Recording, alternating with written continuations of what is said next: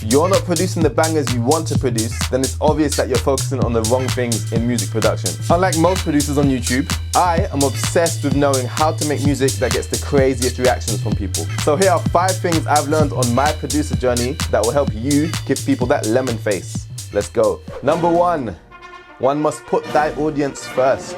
As a YouTuber, I have to do a lot of research, and to stay ahead of my competition, it's good to see what videos they're making. So the other day, I watched a tutorial about why your kick drums may sound bad. Now, I doubt any of you have typed that into a YouTube search bar, and that's because deep down you know that's not what the average music listener cares about. If you're making music for the average person, that's a person that doesn't actually make music themselves, then they're not going to have any clue about a transient, a body, or a tail of a kick drum. Just think about where they're putting all their creative focus and energy. Just the kick drum. I've been liking a lot of the new Skrillex IDs lately, and I think it's because when he's creating the music, he's thinking about how is it going to affect people in the crowd when he's DJing. A lot of the sounds are just wild and crazy when you compare it to pop music. But it doesn't matter because that's exactly what his audience wants, wild and crazy. Number 2, focus on the bigger picture. Now, if you're designing a phone, you start with the features and the end consumer in mind. And then you tell the guys in the basement to go and code it. You don't start with the code first. When you focus too much on the tiniest details, sometimes you can spend so long that your judgment gets clouded and then you end up making things worse. The devil is in the details, but make sure they're the details that actually matter. Sometimes I've spent ages tweaking something and by the time I'm done, I can't even hear it in the mix. You might even play your track to somebody else like, I bet you heard that little detail that I put in the middle. And they're like, what detail? What are you talking about? So focus on the bigger picture first. And when it comes to improving those details, you'll know exactly how they should be. Number 3. Focus on better ideas. Imagine the most beautiful, sexiest car you've ever seen. Now that car can't actually be shined and polished until it's built first. All these new and amazing looking video games don't have any art or texture on them until the code and the physics work first. Every song or track you make is actually a product. So think about refining the product idea first before you refine the packaging. That means you got to keep reworking that melody.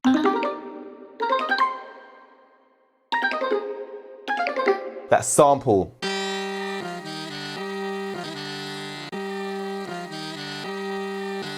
That drum pattern.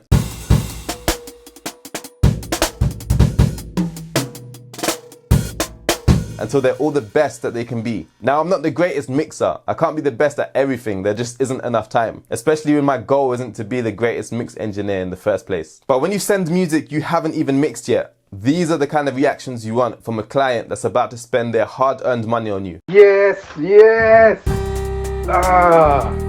Yeah, bro, I'm smiling, man. I'm smiling. And I know that's only just the first draft, like you're gonna go into it and stuff, but man, I'm smiling. Again, I try and make the idea as great as possible before trying to polish it. My friend made this sick idea.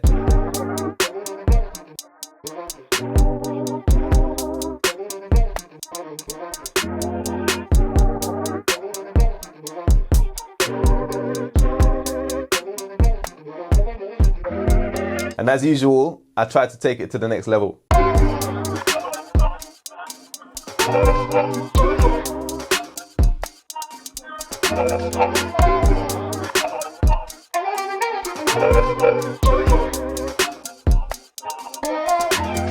When you produce music, try and please the version of yourself that was always the most passionate about music. And that was probably when you wasn't even a musician and you had no idea about the tiniest details that went into music production. Now don't get me wrong, the science and the technical aspects are important as well, but they should only serve to fulfill the greater purpose. And that's inspiring people to feel a certain way when they listen to your music. Number 4, focus on yourself. Don't focus too much on what other people are producing. Think more about what you want to make and what you want to say with your music. Every single one of us is unique. And when you really start making music that comes from that unique place inside yourself, it's easy to feel doubtful. But you need to have faith that the right people are gonna love what they hear when you're being yourself. I get my YouTube ideas at the most random times. And the idea for this video actually came to me when I was eating lunch one afternoon. I was trying to solve how I can enjoy making content more. And then I realized there's actually no one that I want to sit and watch make music on YouTube. Unless it's about a specific new detail that I haven't learned yet, then most of it's irrelevant to me. But this is because I've been making music longer than most YouTubers. And I've studied and obsessed over it way more than they have. But it got me excited to push out my own unique ideas about music production, just like they're doing. The whole reason I'm saying this is because making music might not feel like the path for you just because you don't sound like anyone else that's already out there. I was starting to think YouTube isn't for me because I don't really sound like these other guys. But I promise you, if you start to focus on what is unique about you,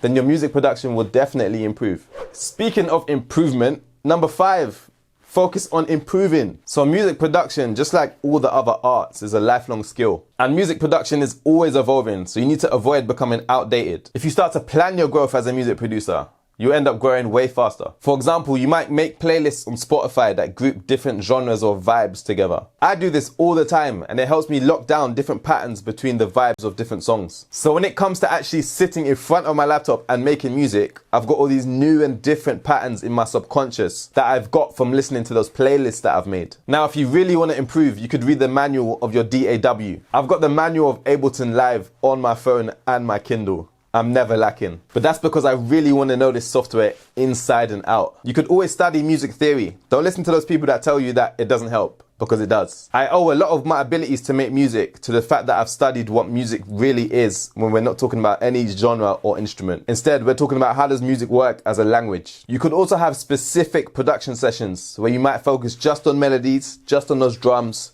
or just on sound design. The list goes on and on. But if you're not actually focused on improving your skills and knowledge, then the level of your music is going to stay the same. Believe me, I know how hard it is to focus when you've got so many things to focus on. So watch this video here where I show you why putting limitations on your music production is really the key to making better music.